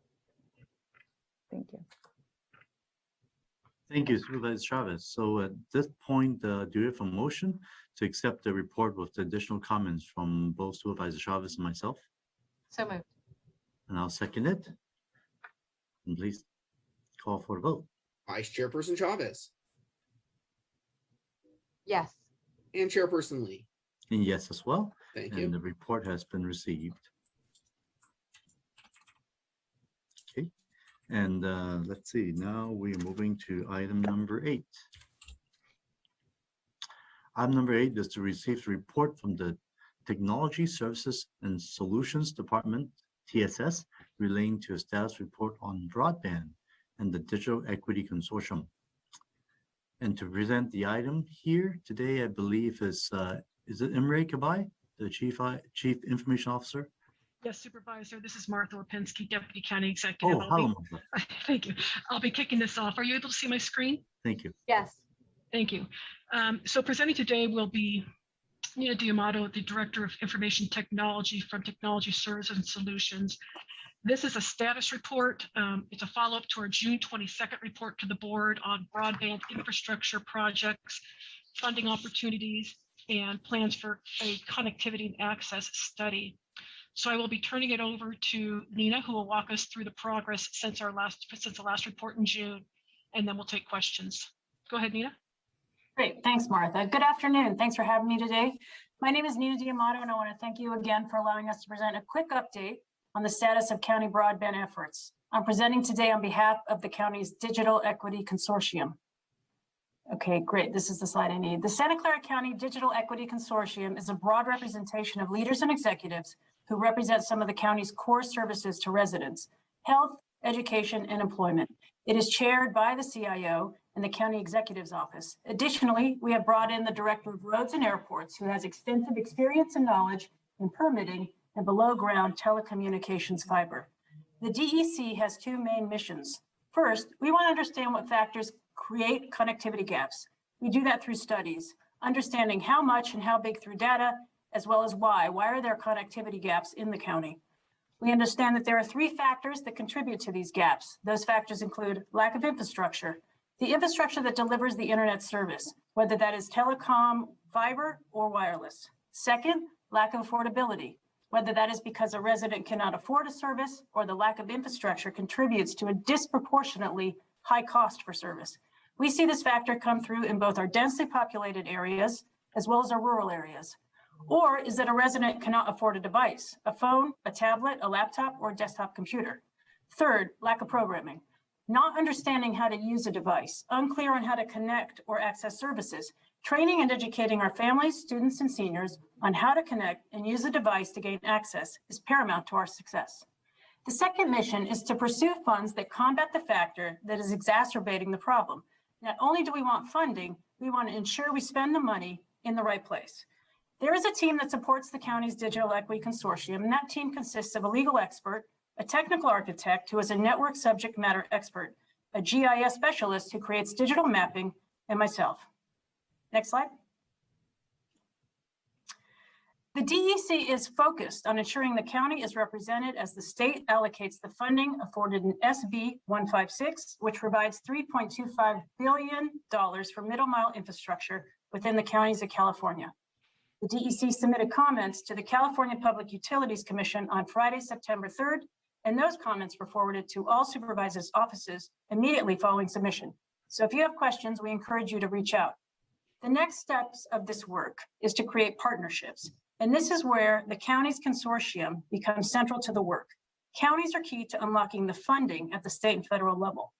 Similar to other large counties in the country, LA County, Dallas-Fort Worth, San Francisco, the DEC will look to partner with a private or public organization in the space that will support the aims of the DEC.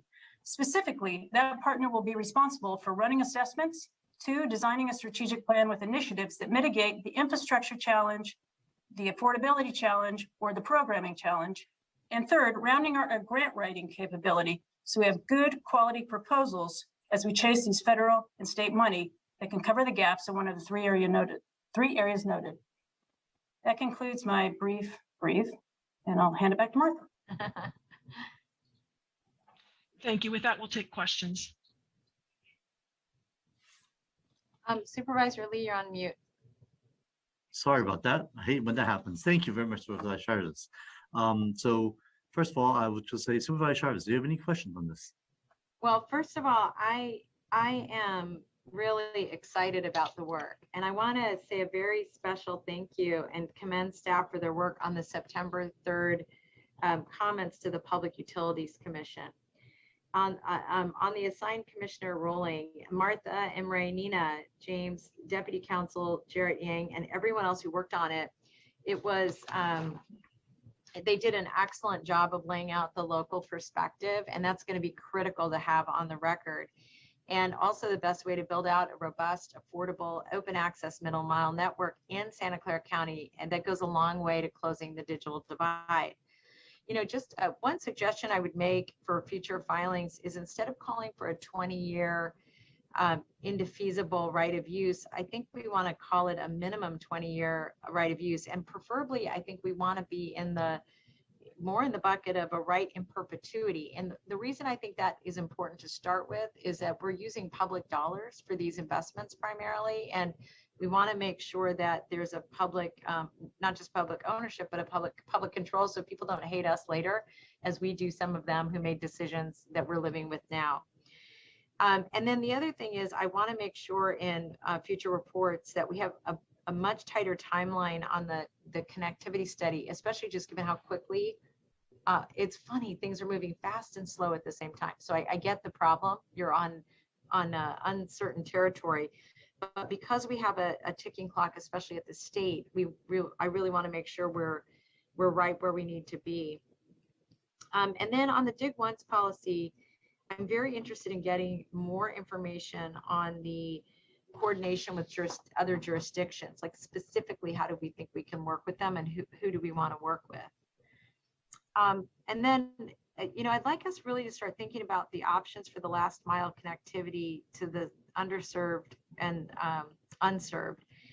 And I would really be excited to learn more through an update to FGOC in December that looks at the possible options, but not limited to a public option. I think we just want to keep that at our forefront. If staff, if you all feel a request for information as necessary. Please include a plan and a timeline, so that I just want to be able to understand how all of this is knitted together. And as a reminder, I know you have this consortium. I want to make sure that we think about broadening that to include Valley Water and other institutions that have large land footprints, VTA. We really want to figure out how to engage them.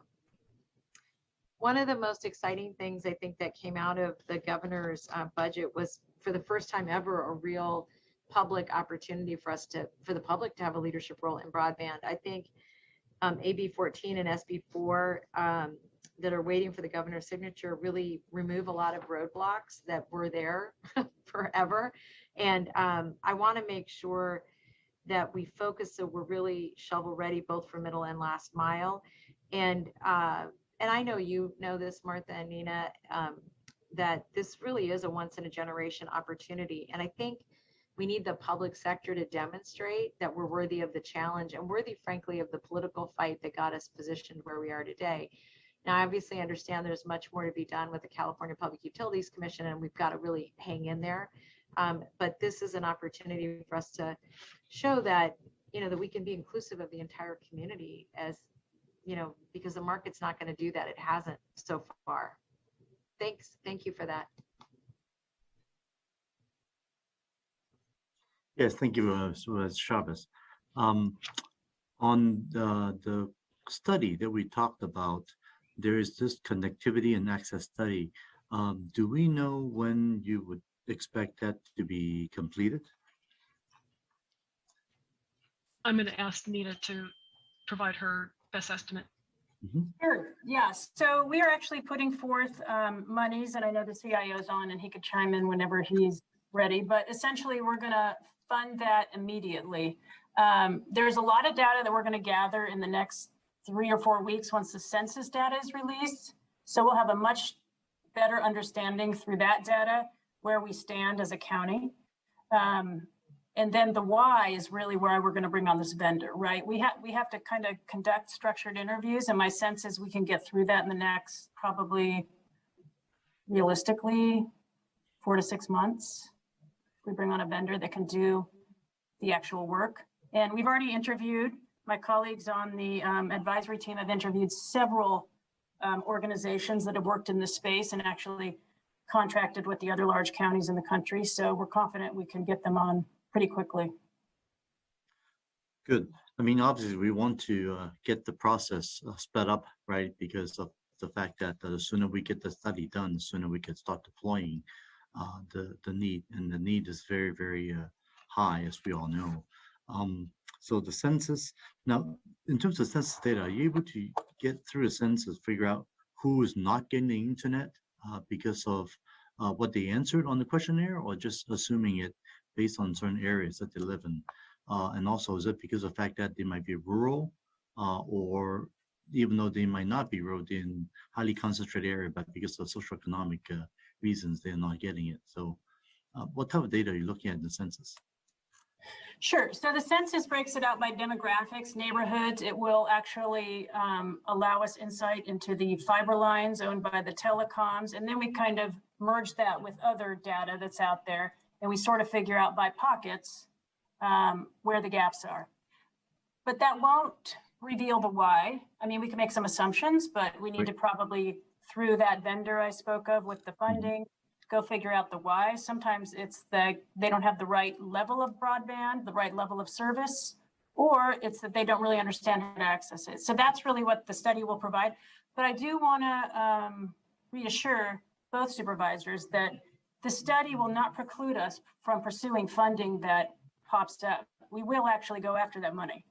But we want, if we're going to do real middle mile, last mile, we really need to understand where and how the money should be spent, because it's very expensive, as you know. So we just want to be 100% sure, never 100%, but at least 80%. Right. I mean, we all estimating based on the data we have. So I certainly would say that even before the study is completed, I just want to make sure that we're not sitting back and asking for the money that we know will be needed if the resources are made available, whether it's federal or state or other resources that's available to maximize our ability to get the funds to us ASAP. And even some of the deployment, shall we say, that we know that certain areas, it's very obvious to us that it's already not getting the services for the merit reasons, if there's a way that we could start deploying. Now, in terms of deployment of these technologies, here's more of a technical question here is, are there types of wide area wireless that's been used? Because I know some cities have already given like usage of a certain area. How wide is that type of area we're talking about that seems to be most prevalent being used by other agencies? So that's one thing we're going to pursue is emerging technologies in this space to understand how we could close those connectivity gaps with wireless. And we've been talking to San Francisco quite a bit, who have obviously very dense. We're talking to Santa Cruz and LA, so we're definitely going to cover down on that. No, that's great. And I think when we talk about COVID issues, we always identify 4 zip codes whereby has the highest rates of COVID and deaths and illnesses. But at the same time, socioeconomically, those are areas where we know has also the highest amount of need. Areas like that, which is very high density, in many ways are very suitable for that type of deployment, right? Because you're not covering a lot of area, but have a huge amount of people living there. So I just want to make sure that we are considering those type of options to be deployed as soon as possible. I see the Supervisor Chavez, your hand's still up. Yeah, I just wanted to, as a follow-up point, that one of the challenges that we've had is that so much of the information we need is considered proprietary. And so meaning what's covered at what level is, and where the ISPs want to go and where they want to grow. And I say that because what I'm hopeful of is that as we're looking at consultants, that we are really looking at folks who have a proven track record to be able to do these assessments, because many of the, frankly, many of the consultants that approached the county prior to now didn't actually have the tools or the capacity or the bandwidth to do those deeper dives. So I want to make sure we're looking significantly at track record. Thank you. Thank you, Supervisor Chavez. Let's see, do we have any in the public who would like to speak on this item? There are no requests to speak. Okay, I'll go ahead and close the public hearing. And do we have a motion to receive the report? So moved. Okay, now second it. Go ahead and let's take the vote. Vice Chairperson Chavez. Yes. Chairperson Lee. Yes, and the report has been received. Thank you. Now, yes, thank you very much, Nina and Martha, for that. And then now we move to item number 11, which is our last item today, to consider recommendations relating to fiscal year 2019 to 2020 financial audit reports. Yes. And to present this, I believe, is our acting director of finance agency. Am I correct? You would be normally, yes, but today you are stuck with her placeholder. You're stuck with me, Shirley, Vice Chair Chavez and members of the committee. I'm Maria Oberg. I'm the Assistant Controller Treasurer in the Finance Agency. So you are stuck with me today, but I'm not alone. You also have in the audience Ben Lau, who is with Macias Ginny O'Donnell, our external auditing firm. We have a very brief presentation for you about these 2 reports that we're bringing before you today. And after that, we are more than willing to entertain any questions. So let me see if the technology works here. It's a little intimidating coming after TSS. Let's see, can you see my screen? Yep, we can. Excellent. Let's make this into a slideshow so you can see it a little better. So you have 2 reports before you. The first one is the Annual Comprehensive Financial Report, now known as the ACFR. We haven't quite figured out how to pronounce it yet. The purpose of this report is to provide accurate and meaningful information concerning the county's financial condition and performance. We normally issue this report within 6 months following the end of the fiscal year in order to meet reporting deadlines set by the GFOA, which is the Government Finance Officers Associations. This year, we received an unmodified or clean opinion on the county's financial statements for the fiscal year ending June 30, 2020. The GFOA has awarded us for 19 consecutive years the Certificate of Achievement for Excellence in Financial Reporting, and we have submitted this year's the 1920 report to the GFOA again in hopes of receiving this award for this report as well. The second item we have before you is the single audit report. This is an audit that you have to do anytime you receive a federal grant or several sources of federal funds over $750,000 in 1 year.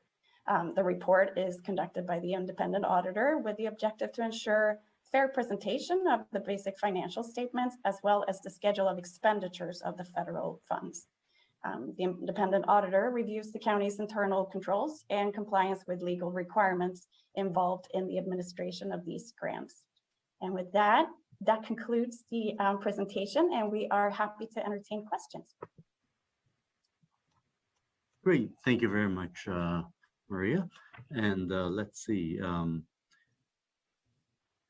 is anybody in the public that would like to speak on this item? Please raise your hands. There are currently no requests to speak. All right, and Supervisor Chavez, do you have any questions? I do not. Okay, I have a couple. So first, I would like to thank staff and all the involved partners for the help of publishing these audit reports. The MGO's reports notes that HSS is actually struggling with getting reassessment rates for the program to be 100% compliance. There was a corrective action plan noting that management thinks it's getting up to 90% reassessment would be a realistic goal in 2 years. So I would like to ask if staff thought process and justification of the 90% and how we come up with the number.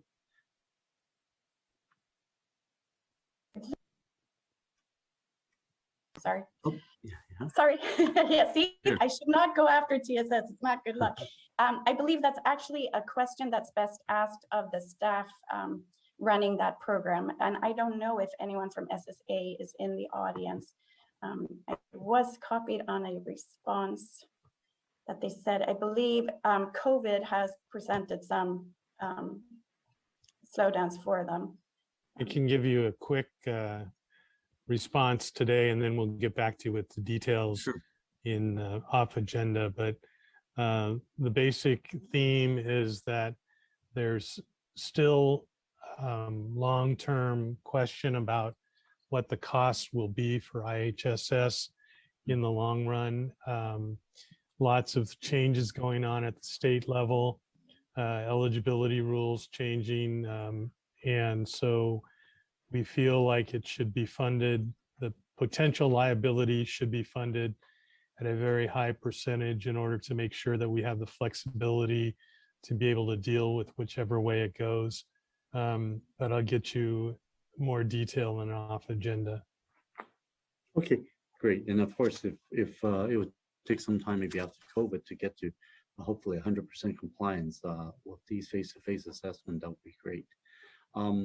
All right, and if there's no more questions, is there a motion to accept the report? So moved. And second, let's take a vote.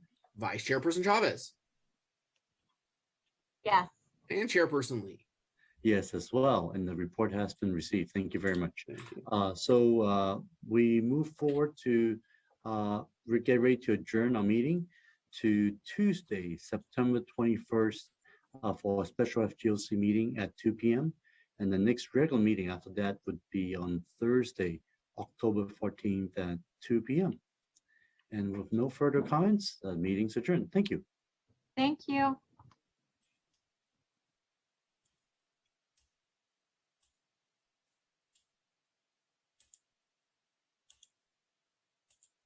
Recording stopped.